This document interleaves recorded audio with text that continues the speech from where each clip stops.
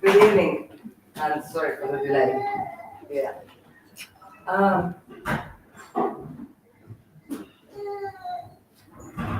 We are,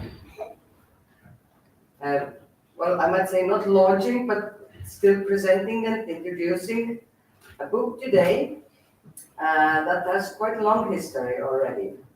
And the history begins with 2019, when our City of Literature residency program ran its, I think it was third residency or fourth.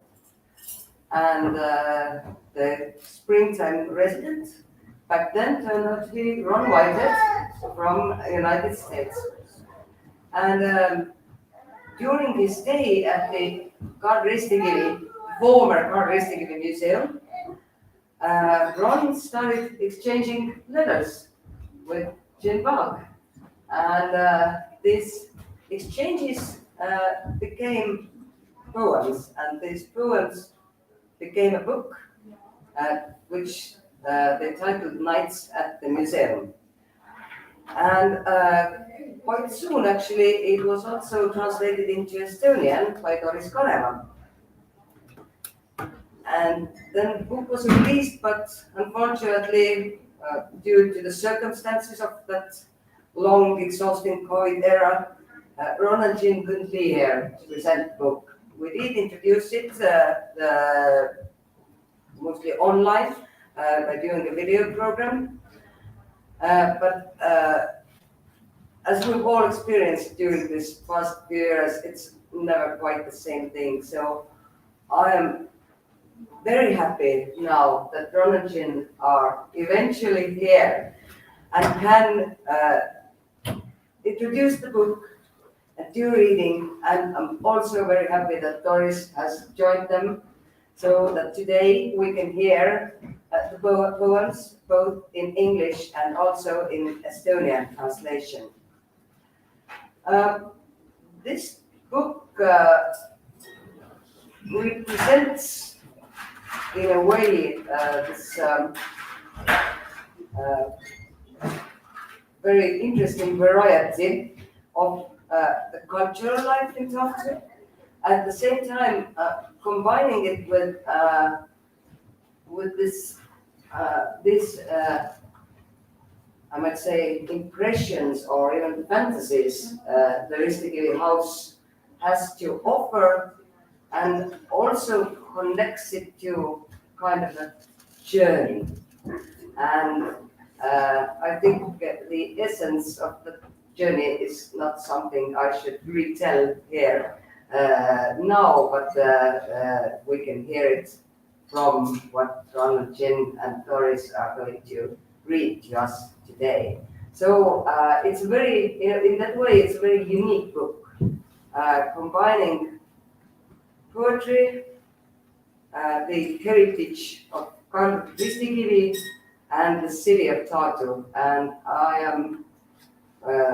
I'm very grateful that this book exists. So thank you, Ron, Jinn, and Doris. Thank you. By the way, after the reading, you can also buy the book here. The price is €10. You can pay either cash or by card. And here is our kind book fairy, Kerstin. So turn to her to judge the books later. Thank you, Mark. It's a great honor for us to be here tonight. Jinn and I love Estonia, and we love Tartu. This is my fourth trip to Estonia and Jinn's third. And we look forward to coming back every time. For this book, we made a deep immersion into the history, the culture, the literature of Tartu in particular, but the country as well. It's much more than a historical narrative, though, which you'll see by the poems we're going to share. And I'll be sharing two.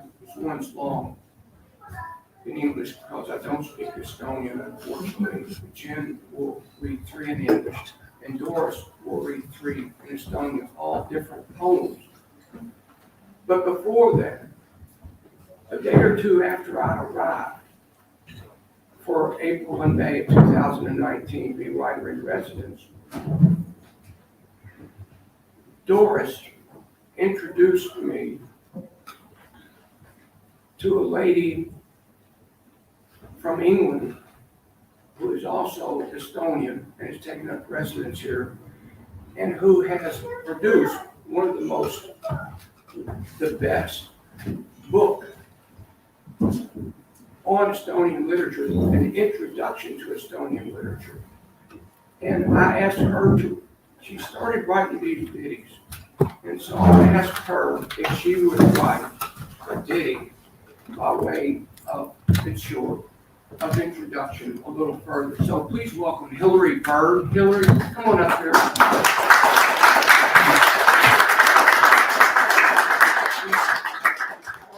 Hillary's hard of hearing, so she may yell. That's okay. Yes. Terreatus Ma provin rapida efticeres. So, kas teoretivalens. Ja. Seismis teis cumnadel saianio in Tartus rutsi uricoli eluaia, convex curiuta de vars, erisilex sundivosex, and se vars avalit eteluda. Olen, tas lustanut sella tradition. Ostada mea silma paisteva kulalusi. How am I doing?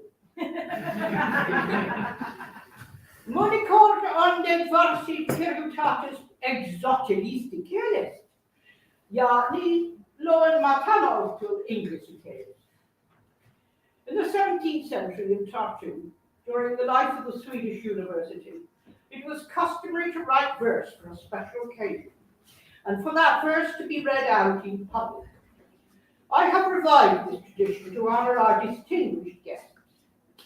Sometimes these verses were written in exotic languages, and so tonight I recite in English. Here's a little harmless ditty, nothing special, rather pretty. No long words, nothing mean or shitty. An ode for our poets, far and near, who old Tartu town holds very dear. Ron and Jinn, welcome here today, from the banks of the Ohio in the US of A. Nights in the museum were so very well spent by our Kentucky Lion beat poet resident. The Louisville Lioness, Jinn. The Louisville Lioness adding poise and flavor, a partnership to cherish and savor. And of course, it's always a great pleasure to welcome our national poetic treasure, Doris Kareva, whose translation is a source of enchantment and great election. So, let's celebrate with Prima Vistal Insomniakatoni and her American Bro Yas Sister.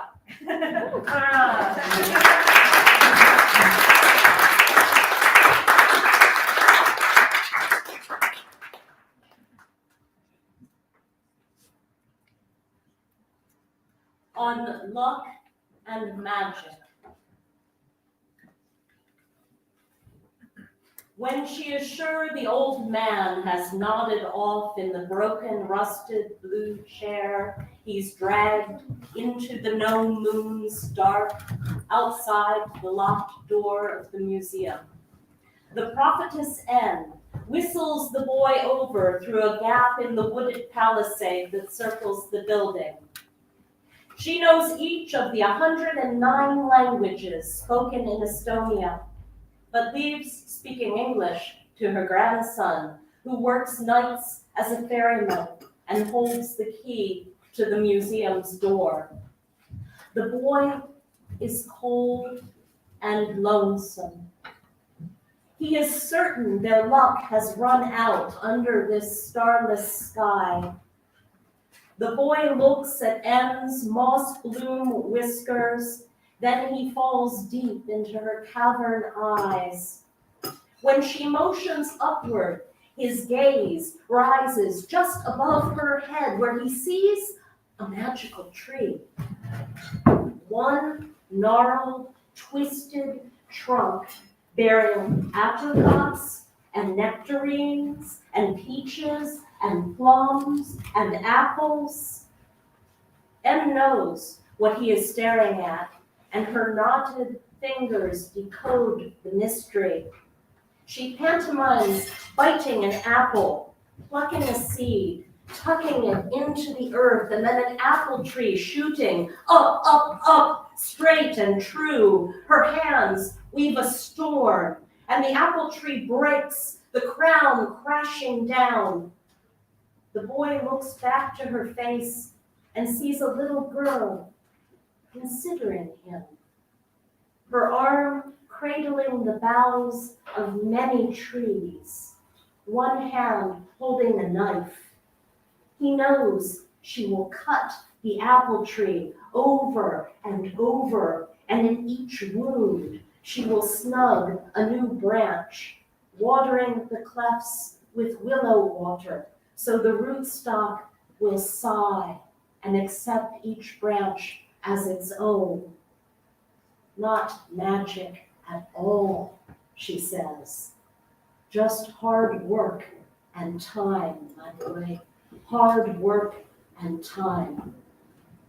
She gestures to the old man asleep there in the chair under no moon, exhausted by a lifetime of crafting magical poems that tell the story of the world to itself. And the boy understands how serendipity and suffering are the legs that carry a man to a charmed life. He reaches through the fence, plucks a peach from the strange tree, and when he twists the peach open, he finds the key to the museum, hidden where a pit should be. And this is what the old man wakes to see: a boy standing alone, holding a key, and the door of the museum silently swinging open, beckoning.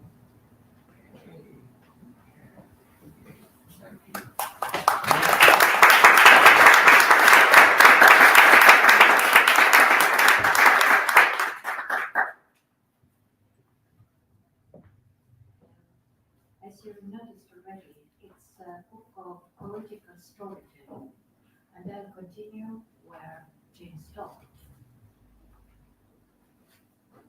Mida vanamees ülakorrusel näeb? Kui vanamees sätib poissi magama, vastab poiss talle silma ja küsib, kas sa ei kuule üleval samme? Mu meelest pidi ma olema ainsad, kes siin muuseumis teatab. Vanamees vastab, jah, kuulen nüüd, huvitav, kes see on. Küll kevadel on. Vanamees ja poiss pöörduvad akna poole, kus kuule hoogimisele jooksma ja tummendab piht tao hingamiseks ning joasele. Vanamees astub akna juurde ja liikub välja. Libiki ja nüüd lumehilbeid lahvertab pilles. Ta pöördub poisi poole ja rahustab. Kõik head lapsed magavad juba. Poiss oli silmad haigutab ja hetke pärast ta hingamine aegus. See oli sügavne, sõudis juba pilgu. Vanamehe ja poisi pärast on muuseumi avakohtus.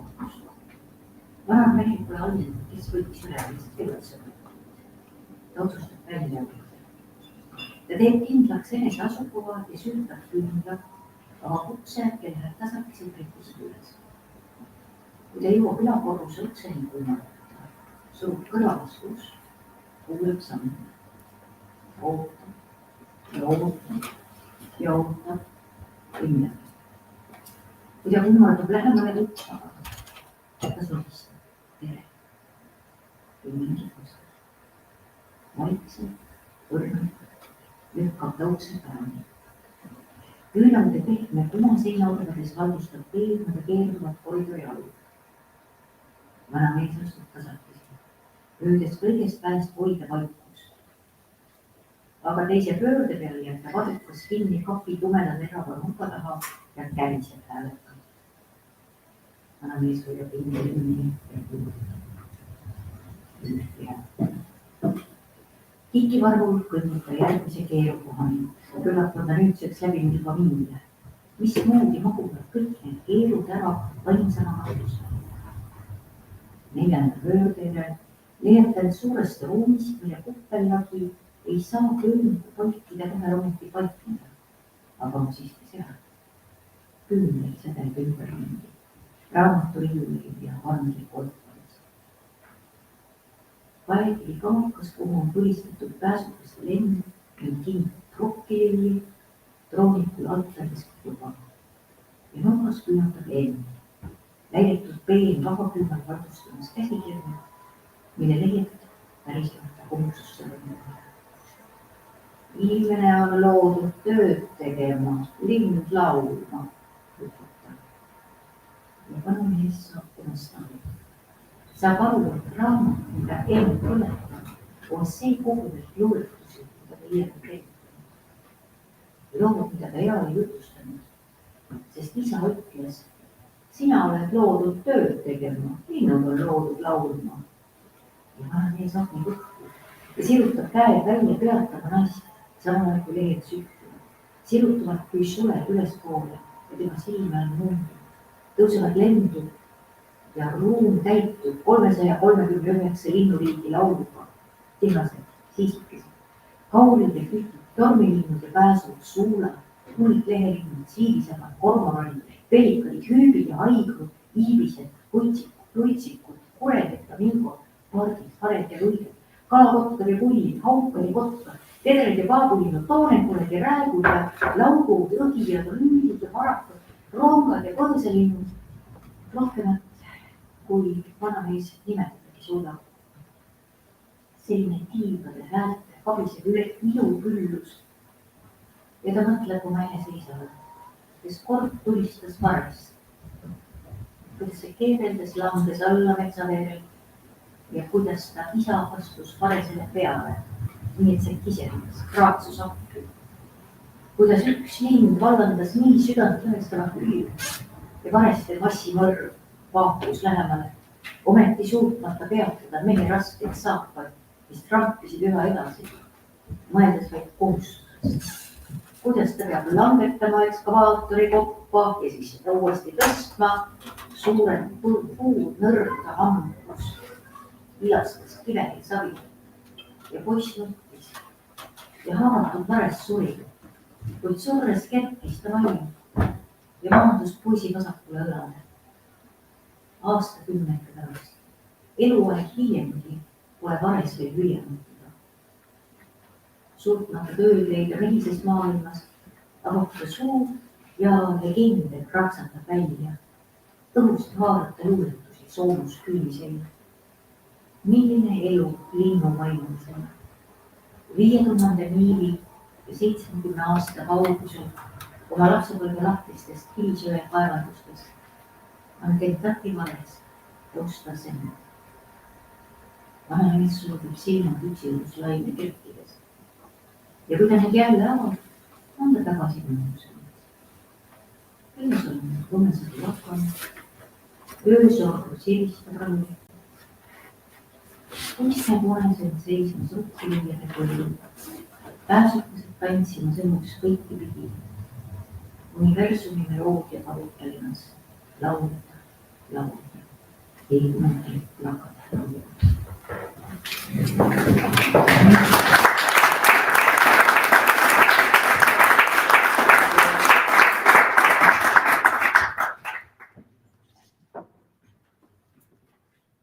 The subtitle for our book is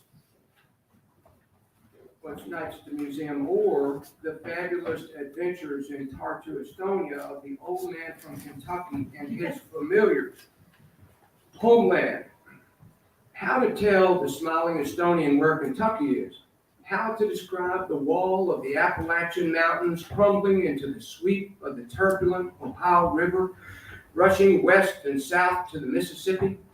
What should the old man say? Horses, hillbillies, bourbon, KFC, tobacco, strip mining coal from the sweet green belly of the earth? None of these things hums or sings as the old man's soul does what he thinks of as his homeland. He sputters against the clear air like a spotted bass, unable to find form words. Muhammad Ali, he finally spits. I live in the place where Muhammad Ali was born. He raises his fist, squares his shoulders, does a quick step shuffle with his feet. He is aware he may look faintly ridiculous standing there with his white beard drifting in the breeze, coming strong down Prima Vistal, channeling the greatest of all time, chanting, float like a butterfly, sting like a bee. Oh Muhammad, will you please help me? But he thinks of Ali's power, his poetry, his beauty, strength, and grace. And he can find no better way to communicate the vitality and spark of where he comes from. The Estonian looks at the old man, brow flickering puzzlement, and then his eyes light up. Yes, he says, delighted. Ali was against the war. Ali refused the war. And the old man thinks back to May Day, 1971, remembers the shimmering, distorted images in the reflecting pool between the Washington Monument and the Lincoln Monument, phalanxes of police marching against peaceful protesters, soldiers in riot gear emerging from clouds of tear gas and pepper spray.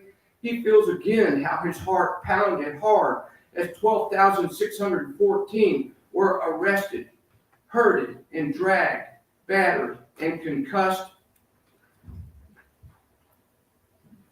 into vans, buses, panel trucks. He can still see the tanks rolling in. He remembers how everything in him wanted to run, and the sudden calm washing down his spine, a stubborn knowledge that he would never run from thugs and bullies, no matter what uniform they wore, what institution or power they claimed to represent.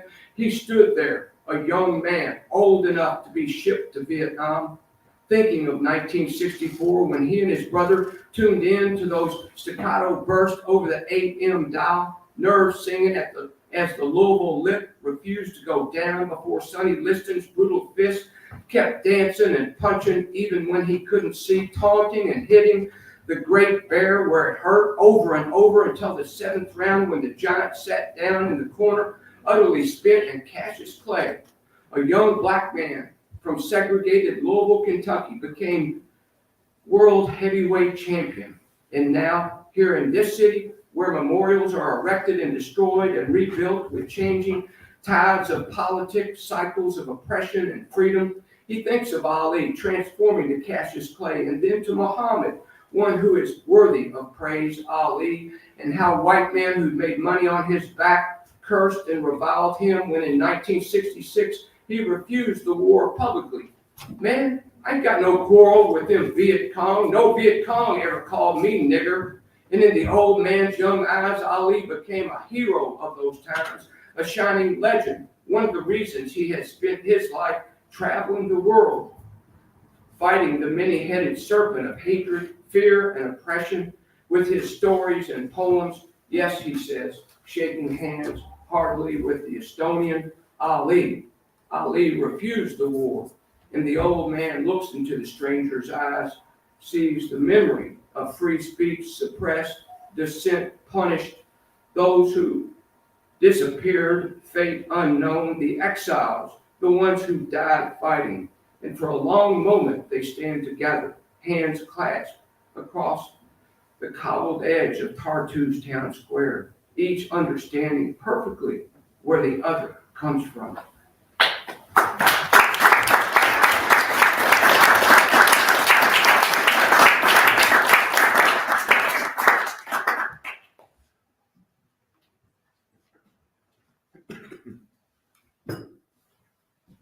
We were deeply honored that this poem was in, I have a very loud voice, so tell me if I need to keep stepping back.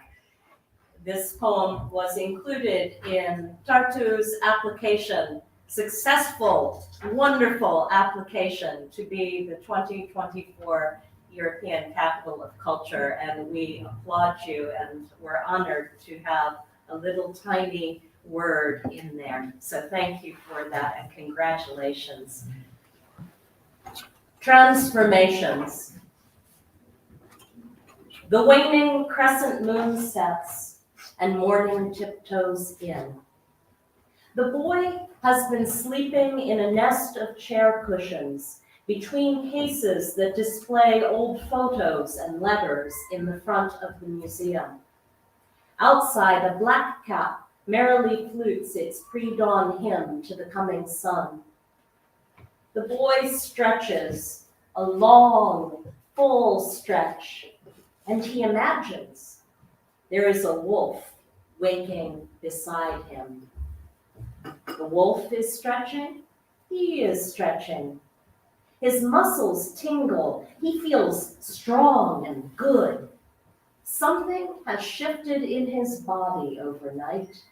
The long bones of his legs ache pleasantly, and there's something stirring, something electric, twitching to life from the base of his spine and through his belly and his groin. It's as if he's visited the underworld in his dreams, swallowed a magic potion, and returned to this world mid-transformation. I think I'm becoming a wolf, he whispers to himself. This happens in Estonia. Perhaps I should sneak out and get a tattoo before my body is covered with hair, and tattoos are entirely out of the question. The old man is covered in tattoos. He's had most of them so long he forgets they're there, until he catches scarf-wearing old women, businessmen staring at him.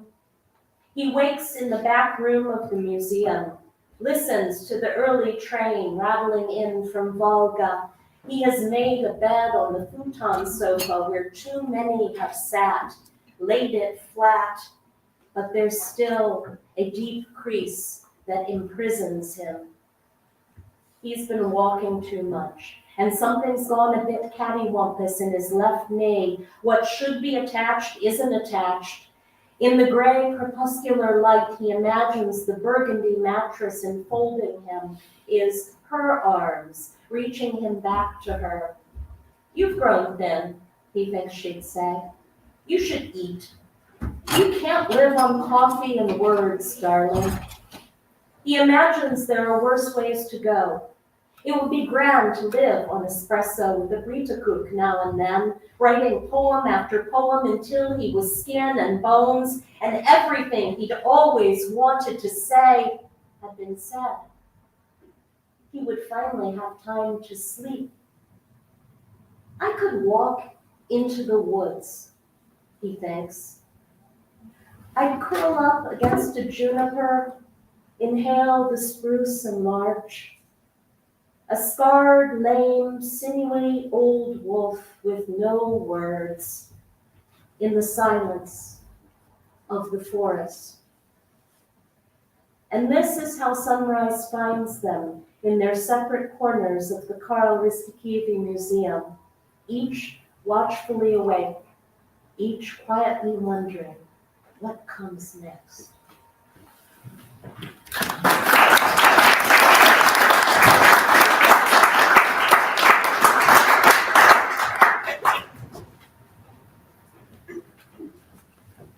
Kangelase kohutavas küsimuses. Vana mees ärkab maalima valguse unenäos. Lindlused on okkalised pesad lendu ja 3 muna jääb rauduma. Kuldmuna praksatab ja temast koorub päike. Kõvemuna tõppab katki sellest kooruva noorpuu terase. Kiirub ja tähniksest munast kilub nähtavale maast. Poiss on aukarikest saanud üle. Mõstetades lapsi nägiranda. Oma kultuses on poiss õnnase Eestis pangenud, kes seisab Balti mere kaldal, otsides valget laeva, mis viiks ta uute haiguste lätte. vana tühi hiilib vargide vahel läheduses, kandes küüntest sügarat, mis muudab ta nähtamatuks, küll mitte vähem näotus või nõmedas. Poiss paistab ta lähedust ja teab, et küll ta kavaldab kuradi selgipoolt ennast. Maailma on muutumas. Metsad jätavad oma juured ja rändavad edasi. Need on kõrini kurvedest lahknetest inimestest, kelle süda on looduse vastu kole. Poiss kannab punast pööd, kuhu on puutud kaitsvad kirjad, kõvasti seotud ümber ta sihvaka pea. Ma olen kangelane, lausub ta valjust. Ma olen kangelane. Vana mees hoiab hinge kinni, valge sabalik püütamas vastu õhukest vett ja mõeldes, kas on tulnud aeg poisiga rääkida, kuidas on teada kangelasena. Legendid on terve elu üksi. Kangelasi ei kutsuta kunagi keegi pikaks nädalavahetuseks keiklaagrisse või lihavate lõunale. Keegi ei küsi kangelaselt, kas ta tahaks näha viimast märulfiilmi. Kellele veel on kangelased paremad teha. Ja vaevata vaevukski koos laulma lõppääres või paluka küpsi. Kindlasti heaks Hollywoodi verevaene võimsad tegude jäljendustada üksnes naerma. Kangelane peaks kusagil kangutama maa seest kõhosid üle, viima tagasi võlupiibu, mis välgu jumalalt varastati, nii et kõilusid nisutaks uuesti vihk. Või tõstma mõõga jõepõhjas, kogu salalik võlu on selle küümiseks üles seadnud. Ja armastus. Poiss ei mõista veel romantilist armastust, vaid saagi teada, mismoodi kangelased ei tee väikestest arvuotsusest. Ei tee õhtusi jalutuskäiku aias, et näha, kas porgalt on ära. Alati on see vaevalt armas juba lahtud muster, mida aeg-ajalt elavtab adrenaliini päästet punt, siis kiire hüvasti, et kooliga eal meil unustas ilm, kes saaks kujutab tagant. Kuidas saaks see hoida kümni, et võid see rõõmuga kaastada teise hinnaga kinni? Kuidas sa tuksud, eruta, liiguta, aastaid ja aastakümneid, ega ei saa.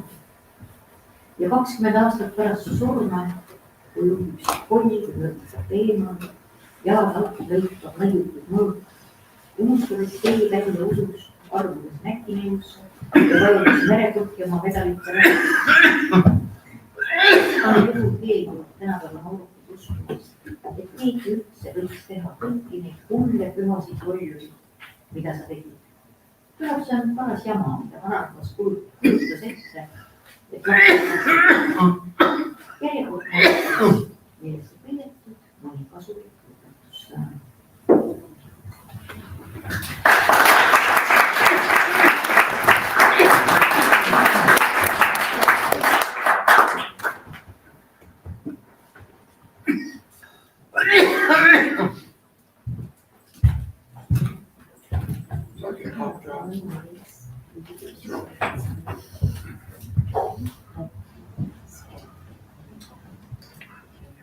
Okay, this is my final poem, and then Jinn and Doris will read one more each, and then Maya will MC any questions anyone has for us. The Uku Stone of Mugu Island. The old man hears Kaisa Ling whispering songs in his ear. Kaisa has invited the old man and the boy for a journey, what turns out to be a long, long walk to a sacred place. Kaisa grew up in Orisar, a small community on the northeastern tip of Saaremaa, Estonia's largest island. They stop near the shore and look out upon the mist rising from the gently rippling pink waters. Seagulls and eiders sing praise songs to the new day. Kaisa is belting out old blues songs, the ones sung by strong black women in America's deep south. Standing by the bay, the old man turns to Kaisa and says, "How old are you?" "I'm 70. 29, she replies. The old man feels a trusting connection with this young woman. Her soul rings ancient to his ear. He has come to realize how important the question of trust is here in Estonia.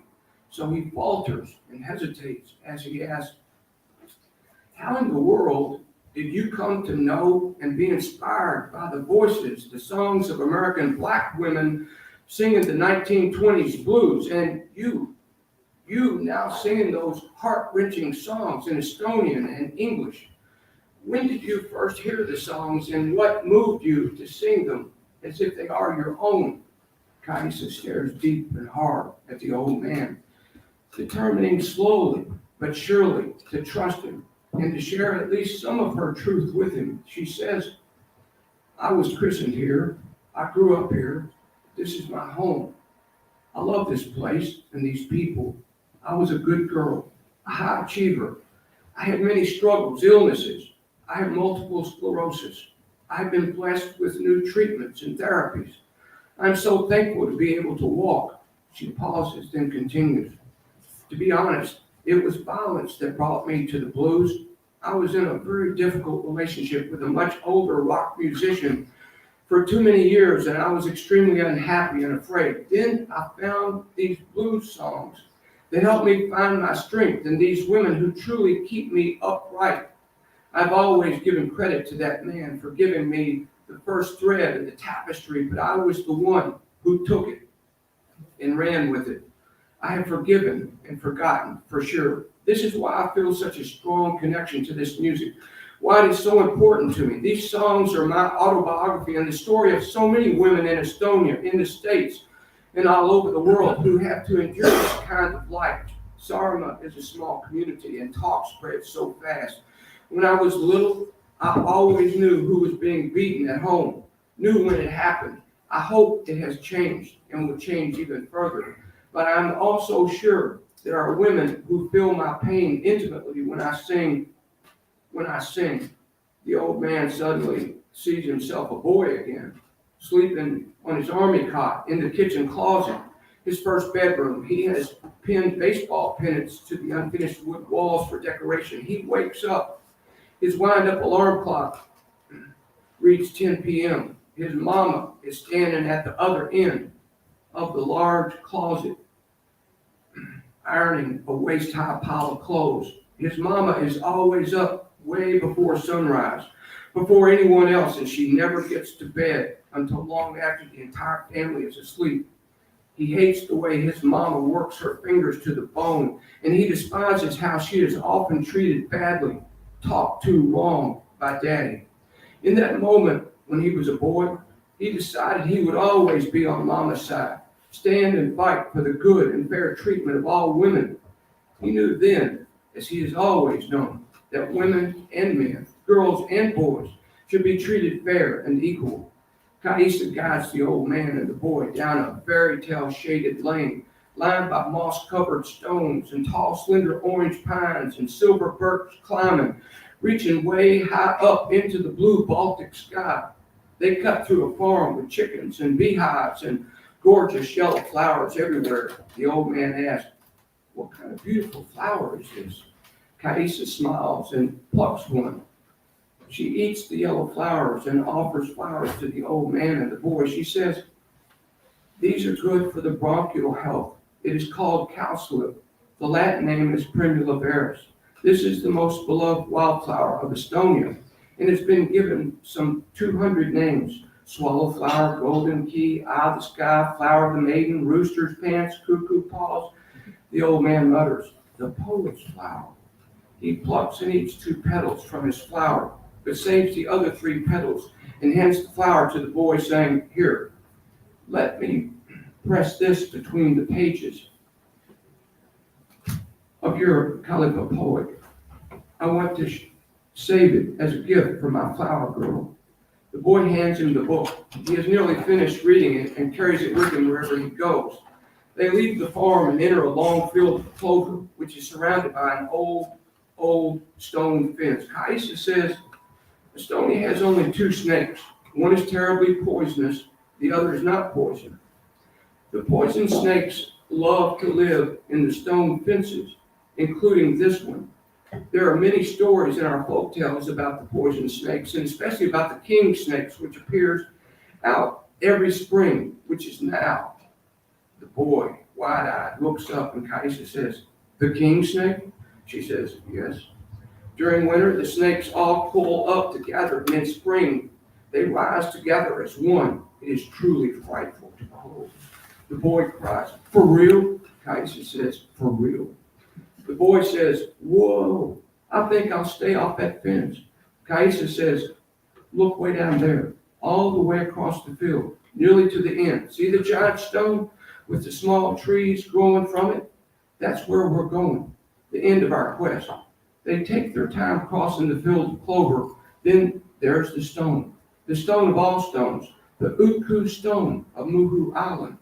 The stone has craters, pockets of water, and small crystals shimmering in the bright sunlight. The old man notices shadowy stains. He wonders if they are blood stains. Gifts have been placed on top of the massive stone. Coins, flowers, metals, wood, and stone carved into what appear to be sacred objects, perhaps the animal totems of an indigenous people. Kaisa says, "Once upon a time, there were 2 of these stones, but one has vanished. So this is the only remaining sacred stone. This is the sacred Uku stone of Muhu Island. It has special powers. If anyone removes a gift, they will be sought out and punished. If anyone leaves a gift, they will be blessed." The stone was dedicated to the deity Uku. It dates back thousands of years.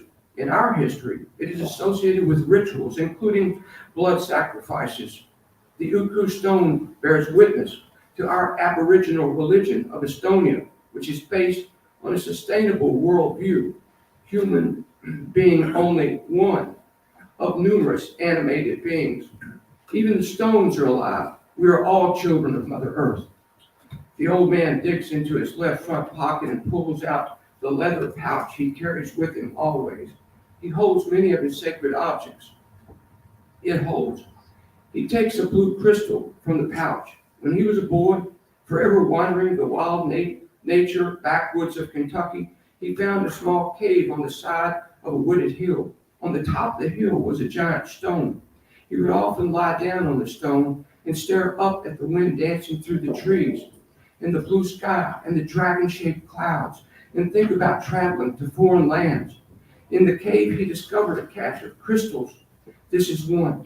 He holds it up over the Uku stone and says, "Thank you, dear Uku stone, for being here and for welcoming the boy and me. This gift of blue crystal, which I have carried all my life, I present to you now by way of saying thank you. I honor and respect all beings, all of life on our sacred Mother Earth. Thank you." The old man bows, places the blue crystal on the Uku stone, and then the 3 of them turn and walk back across the field of clover, their strides equal, their hearts free. And Kaisa sings an old Ma Rainey tune, while the old man and the boy hum along in soft harmony.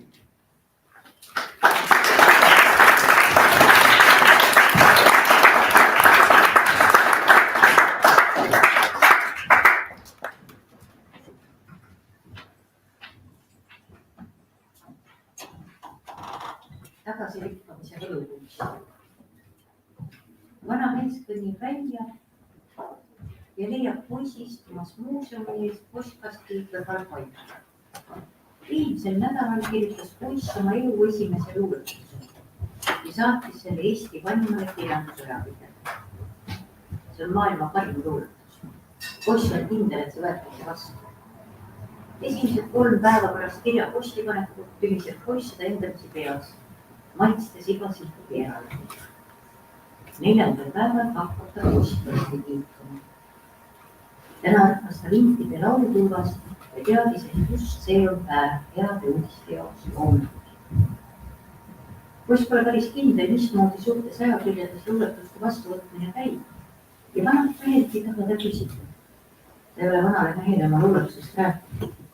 Tema kirjutab luulet kogu aeg, lõputuid tunde endamise liidukumisidest. Ja poisil on pisut häiriv aim, et vana mees võiks hakata talle nõu andma, kuidas seda või teist asja paremaks teha. Poiss teab, et tema luuletus on täiuslik. Ta ei soovi sellest midagi muuta, isegi mitte oma sõbra rõõmuks.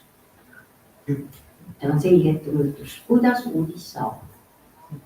Kaunis daam tuli punases vasknööpidega livrees, sammub mööda Karl Hermanni tänavat, kaenlal nikerdatud maakondkuust kast. Ta naeratab, täiesti taevaline naeratus. Ja kui poiss kasti vastu võtab, ulatab talle kummardades kultuuriellu. Poiss tunneb, kui kergelt kütti kastilukku uus mahti teele. Sees näeb ta sinise siidlingiga kokku seotud pärgamendirulli. Ta kuuleb sildi sosinat lahti sõlmimisel. Pärgamentpaberil elusat ravinat avaldades. Kirjaveeris ergab kinavärkumastest vinjettidest ja kalligraafilises kirjas on lihtsalt jah. Poiss kilgatab heast meelest, kaunis daam lahku teele. Aga kui vana mees välja lastud, näeb ta poisi õnniku vagisemas viinas, häbis ja kurduses. Poiss muuksub nägu kätte vahele suutud. Lahti levitud ümbrik ja käpuga varadatud paber veerevad ta jalga ees maas. Kulla poiss püüetab vana mees. Mis lahti? Kas said viga? Näita kus kohast. Poiss tõstab oma käti triibulise näo ja ulu. Nad ei taatnud mu luuletust. Ma ei kõlba kuhugi. Vana mees tõstab paberi üles. Olib selle lahti. See on turg koopia tekst. Vaevalt paar lauset ilma tervituse ja allkirjata. Seal on kirjas. Kahjuks ei sobi avaldamiseks. Proovige veel. Head edu. Vana mees istub poisi kõrval ja jäta see kirikus seia teine. Aga poiss nutab ja nutab. Kuidas nad saavad nii julmad olla, halab poiss? Nad ei öelnud isegi mitte ainumast head sõna. Vana mees silub tagasilükkamis kirjas ja poiss, sa oled mulle rääkinud nii palju saladusi, et ma ütlen nüüd ühe sinule ka. See on võlus paber. Poiss vaatab talle täiesti uskmatuna otsa, aga enne kui ta jõuab suu lahti teha, et vastu vaielda, jätkab vana mees. Vaata, kuidas sellega on.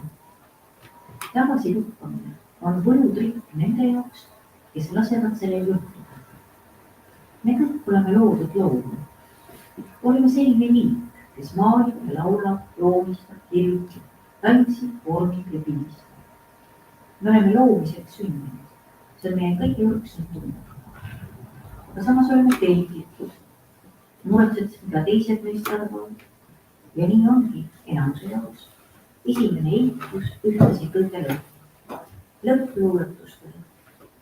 Lõpp vabalt, mõtlematagi maailmale kingitud ilule. Aga sina ei ole selline. Mina olen teistsugune, küsib poiss.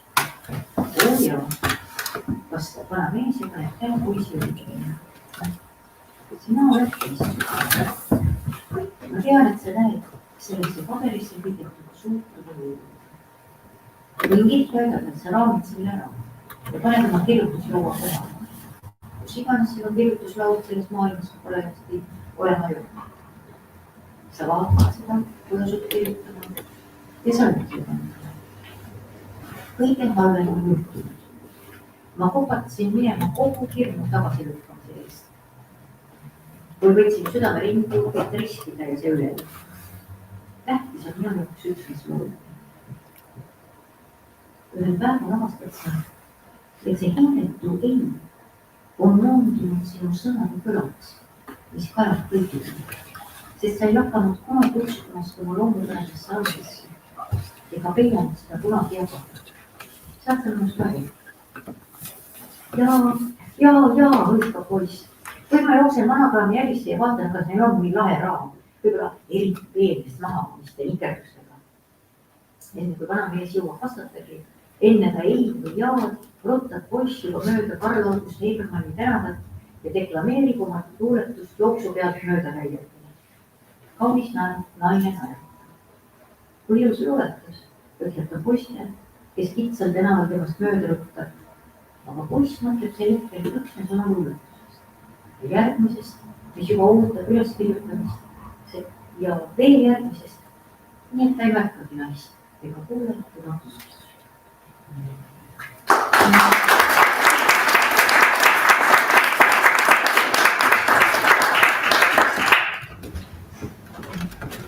Ron and I would like to extend our deep thanks to Burke for championing this book and for Utopia Press for bringing it out in the Estonian English edition. One last poem, and it is the last poem in the book. This book was meant to be read in order, but you can read it however you want. We're grateful that you read it. May Day. Every hour, we take our lives into our hands and journey on. The old man believes she is still somewhere, perhaps in this world, perhaps one parallel, a world of sirens or deep silence. He cannot tell. He floats 30,000 feet above a sleeping world with his eyes shut, imagining he is going home to the woman who loves flowers. The boy sits cross-legged in the seat beside him, remembering Anne's hands on his shoulders as they said goodbye. There are many ways life will surprise you, she said. Some things you can fight. Some you'll find a way to fix. Some you must accept just as they are. The boy handed her the key to the museum, and she took it, and it changed into a rook feather. The important bit, she said, as she tucked the feather into his wild, curling hair, is never to allow fear to lead you away from freedom. Don't forget that when COVID comes, when the storms come, when everything is crazed with lightning, when the thunder shakes you. I'll see you soon. And vanish. The old man stood waiting silently at the edge of the orchard, and then they were off, leaving Estonia for lands unknown in the belly of a humming aluminum butterfly. When the plane suddenly bucks and dives the first time, it is fun. Just like a roller coaster, the boy thinks. Whee! But the second turbulent spin sends his stomach whizzing toward his throat, and the Indian girl across the aisle begins to cry, and it isn't fun anymore. The old man bolts up from his dream of the woman clad in daisies dancing through fields in the land of his birth and blessing. The boy looks for a reassuring sign in the old man's eyes, but finds only panic. The boy imagines. He can feel the invisible pilot before them, fighting the turbulent winds on their behalf, heroic muscles straining to wrench them up, up, up, any which way to safety. He's terrified. He does not want to fall out of the sky tonight. The upside-down house was closed when they left town, and he promised himself he'd return to see it. He wants to live forever. And as he thinks this, his terror changes to grief. He might never see the wolf or the crows again. He might never plant the tree a black stork will raise her chicks in. He might never glimpse the ghost of the lilac lady or taste lemon tea or tuck the ogre's lunch under a silver tub at the edge of the garden. And just as he thinks this sadness is too much to bear, he realizes he can't hear the plane's engines. It's as if everything outside the cabin has disappeared as N has disappeared. Even the winds have melted away, and the plane hangs suspended by the slim silver line of the moon, to plummet or to rise as fate sees fit. He can hear passengers weeping quietly around him. The old man's breathing staggers and jumps, but a deep calm suddenly rises inside the boy. It starts at his toes. He can feel it flowering and flowing through his every capillary, soothing, carrying with it echoes of joy. Chengo, spray painting a mural. Jan's booming, bass-laden poetry. Maria, smoothing Greta's hair. Hillary, sweet-talking the bookstore's cat. And the old man, oh, how he understood the boy's heart before he himself did. He reaches over and he takes the old man's hand, holds on tight. He doesn't know where the words come from, but they are the only words he can say as they hang in fate's balance. Love surrounds us. Love supports us. Love will carry us through. The only words that can possibly matter when the known world has evanesced and no one knows how this story ends. We are safe in love's hands. Love is here. Love is here. And he opens his heart to the universe, full of trust, believing. Thank you very much.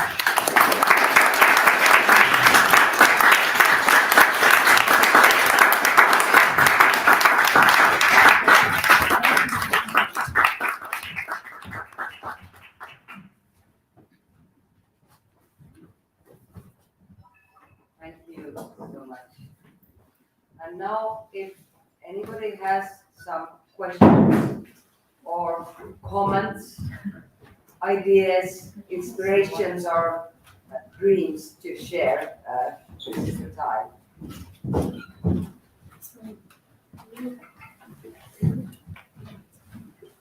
While you're thinking, I will open this up using my position here. I do know that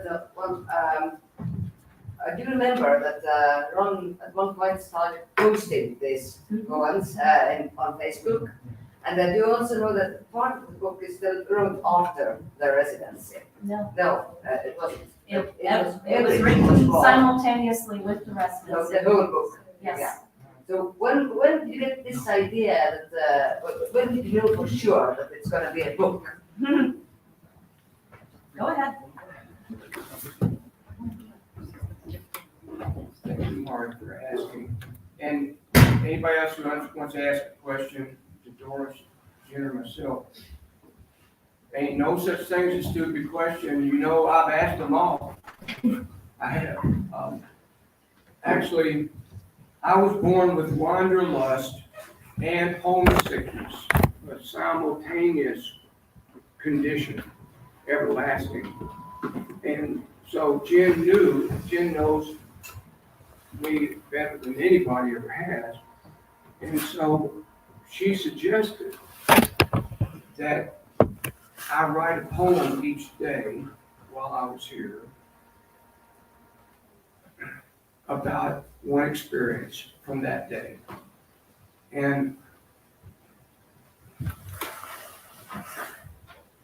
I thought that was a great idea, so I wrote a poem about Karl Ristikivi, a great Estonian writer exiled to Sweden, self-exiled in 1944 for the rest of his life until 1977. And he appeared in his old living quarters where I was living. Excuse me, and I sent it to Jinn. And Jinn came up with the concept for this book. And she suggested that we write a book of poems together, titled originally Nights in the Museum, which became Nights at the Museum. And she set up a Google Doc, and I've had so many beautifully strange, bizarre experiences in my life. From meeting the 13th crystal skull and Anna Mitchell Hedges' crystal skull and receiving a message from it, and through a psychic from Canada, to meeting the Dalai Lama and writing a poem, Never Give Up with him. And the stories go on and on. This story ranks right there with those, because I had never written a book like this before. And Jinn and I, 7,000 miles apart, wrote in this Google Doc, often simultaneously together, even editing each other's works as we were moving the keys on the keyboard. And Jinn led the way.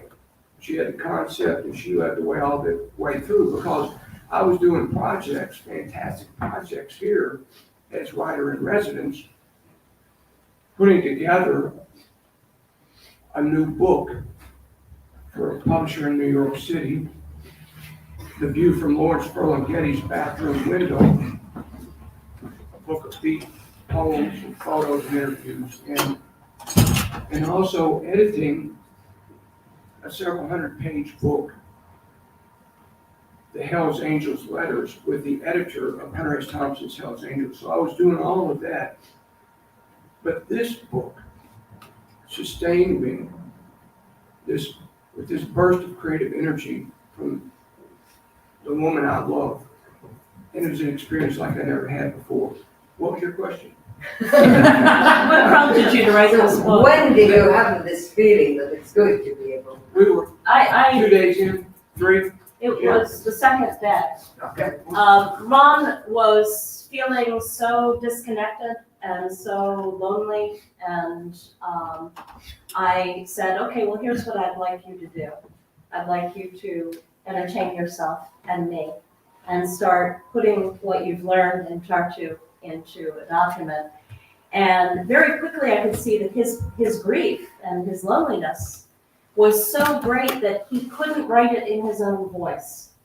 So I said, let's tell a story, like you would to a child. Once upon a time, there was an old man who had been exiled to Estonia and knew nothing, because that's basically what had happened.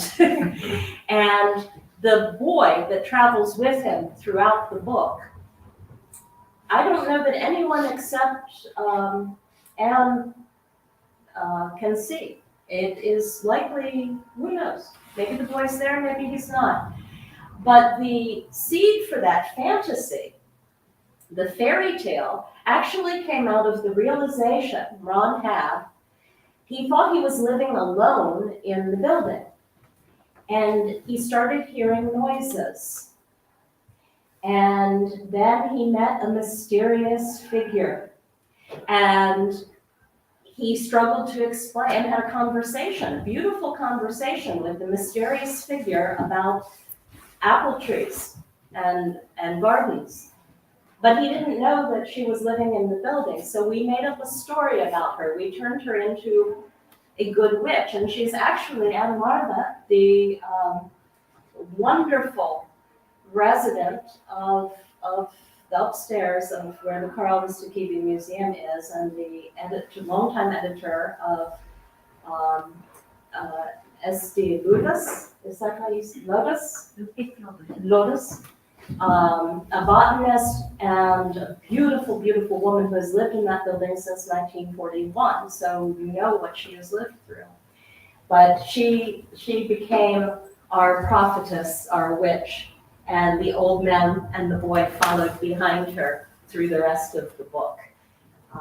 So that's we knew right away it was a book. Thank you. By now, perhaps somebody else has questions or comments?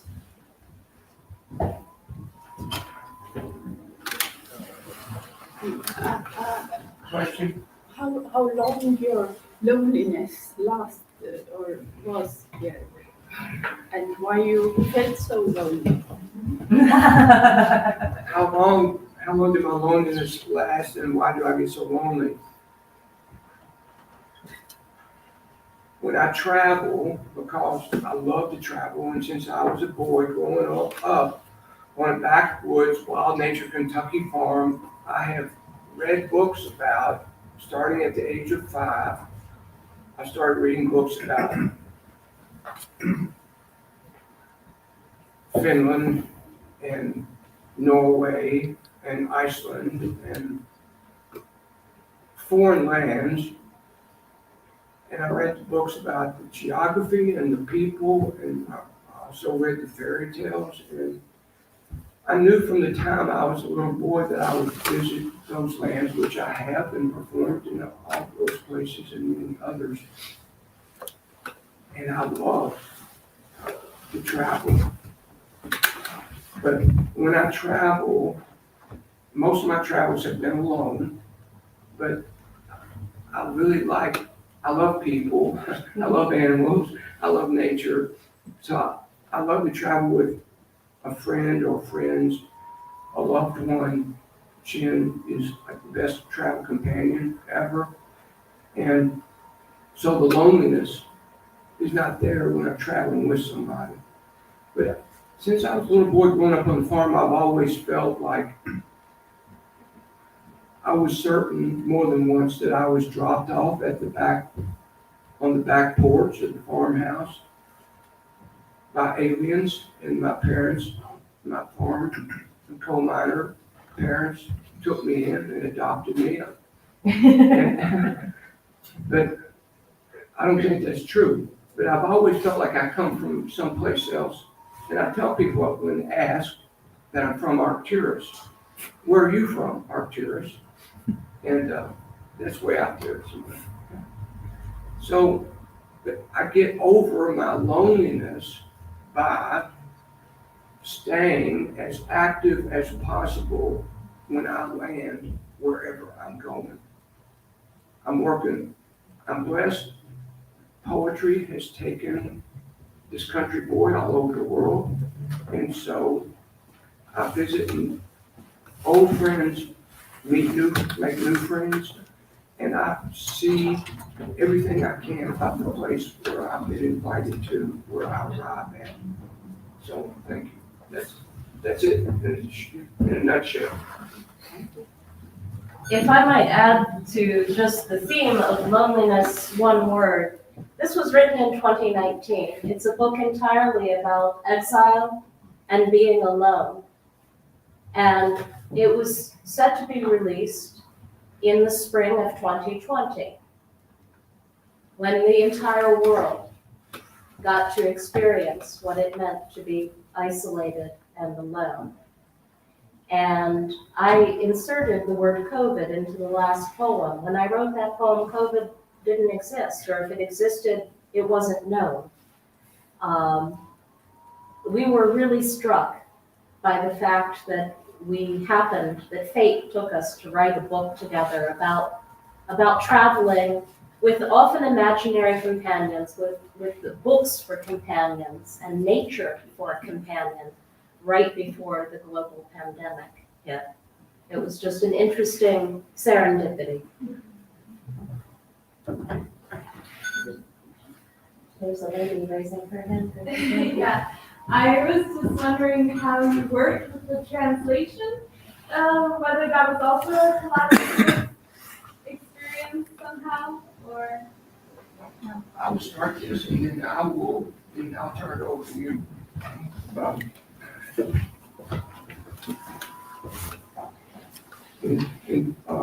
Over a decade ago, I met Al Powdrock and Tanya Charles, who used to be Tanya Devil Girl, non grata out of Tartu, and I've done a lot of work with them, diverse universe. I've done a lot of performances with them in various places. They have a world network of performance artists, and Al introduces me as the wild and crazy poet, the best poet in the world, and he has a long spiel to introduce me. And while they're blowing things up and setting fire and stuff and getting naked and painting themselves blue, and they introduced me as wild. I'm like, watching all this stuff. You kidding me? It's Estonian humor. Y'all the wild ones. So somehow there, Al sent some of my work to Doris, and she translated it in a book that was published by Non Grata. the Storm Generation. I wrote a poem titled The Storm Generation Manifesto based on an experience I had in Iceland after climbing the Viking Mountain. I lived in Iceland for 2 years. So I'll let Doris explain the rest of that.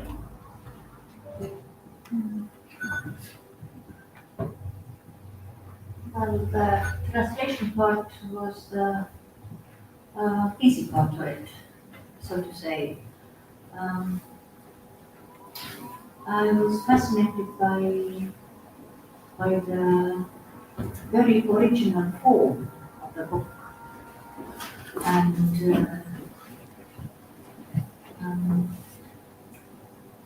once I thought I got the, what is it called, undertone.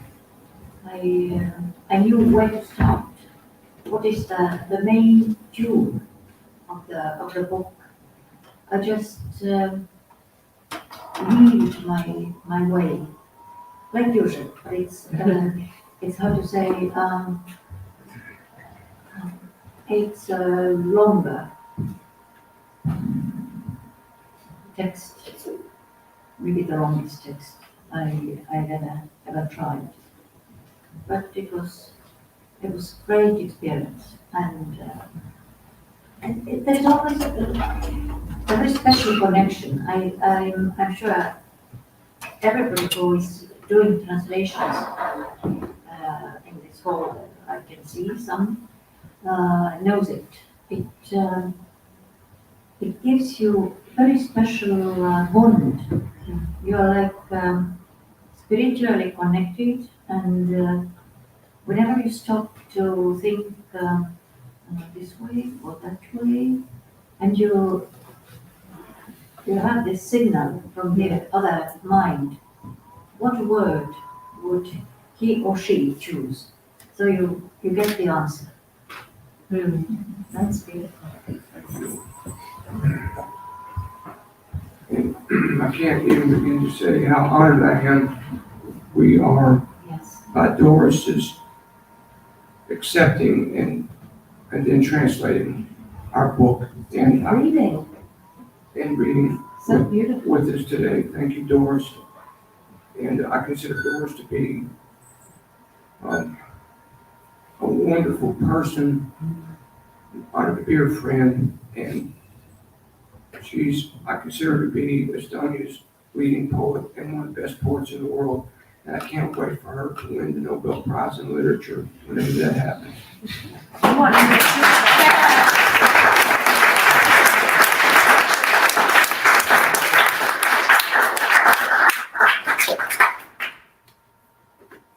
More questions? Not at the moment, and I know Mika here, he doesn't have a question necessarily, but he does have a surprise for you.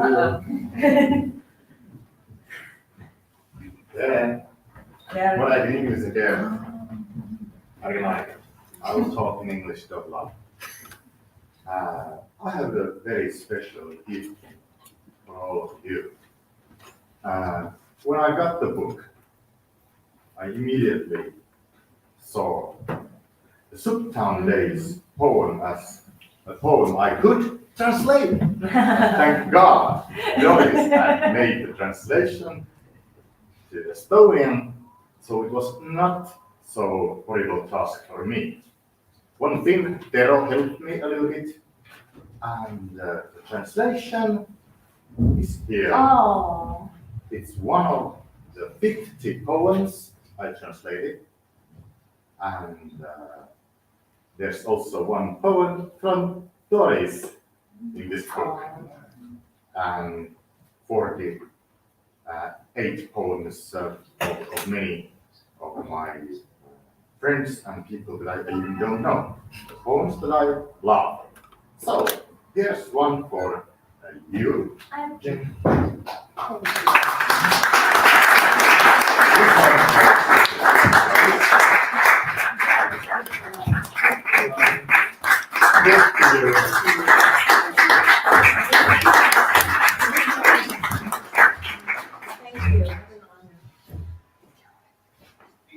Well, thank you all for coming. We'll be around if you would like to speak with with us individually, and there are books in the back. Thank you, Maria, for helping arrange us this event this evening. We so appreciate all the hard work you do at Prima Vistal.